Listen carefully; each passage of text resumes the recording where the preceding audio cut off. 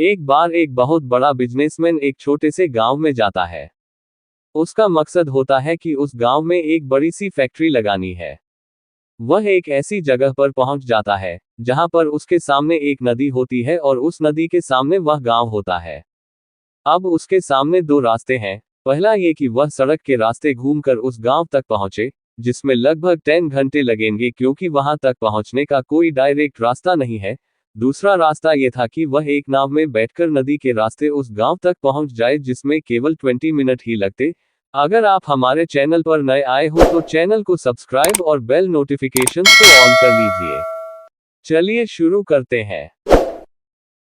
तो अपना टाइम बचाने के लिए उसने उस नाव के जरिए गांव तक पहुंचने का फैसला किया।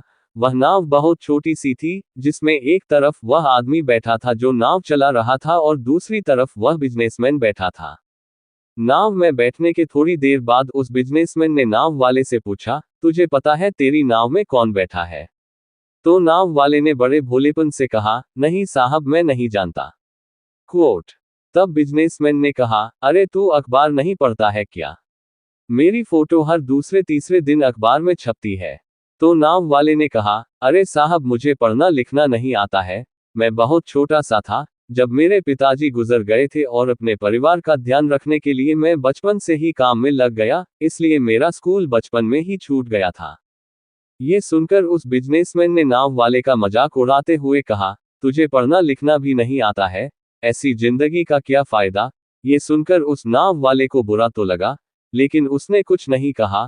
थोड़ी देर बाद वह बिजनेसमैन उस नाव वाले से बोला, अभी कुछ दिन बाद ये जो तू सामने जमीन देख रहा है ना, वहां मेरी एक बड़ी सी फैक्ट्री लगेगी जहां पर हम मिनरल वाटर की बोतल्स बनाएंगे। उस नाव वाले को बात समझ नहीं आई। उसने कहा, किस चीज की फैक्ट्री? तो बिजनेसमैन ने बड़े इरिटेट होकर उससे कहा कि वहां पानी की बोतलें बनेंगी, जो तेरे गांव में नहीं बिकती लेकिन शहरों में बहुत बिकती है।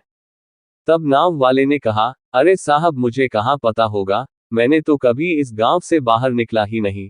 फिर बिजनेसमैन ने उसके ऊपर हंसते हुए बोला, तू कभी इस गांव से बाहर तक नहीं गया, तुझे पता ही नहीं कि शहर क्या होता है, ऐसी जिंदगी का क्या फायदा? उसकी बात सुनकर नाव वाले को सच में ये लगने लगा कि उसकी जिंदगी किसी काम की नहीं है। ये सोचते हुए उसकी नाव पर से ध्यान हटी और नाव की एक बड़े से पत्थर से टक्कर हो गई, जिसकी वजह से नाव में पानी भरने लगा और नाव डूबने लगा। उस जगह पर पानी बहुत ही गहरा था और किनारा बहुत दूर था। नाव वाले को समझ आ गया कि अब इस नाव को बचाने का कोई तरीका नहीं है। फिर वह अपनी जान बचाने के लिए नदी में छलांग लगाने ही वाला था। तभी उसने बिजनेसमैन ने पूछा, आपको तैरना तो आता है ना?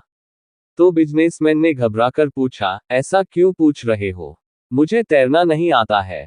उसकी ये बात सुनकर नाव वाले को हंसी आ गई और बोले, साहब, आपको तैरना तक नहीं आता, ऐसी जिंदगी का क्या फायदा?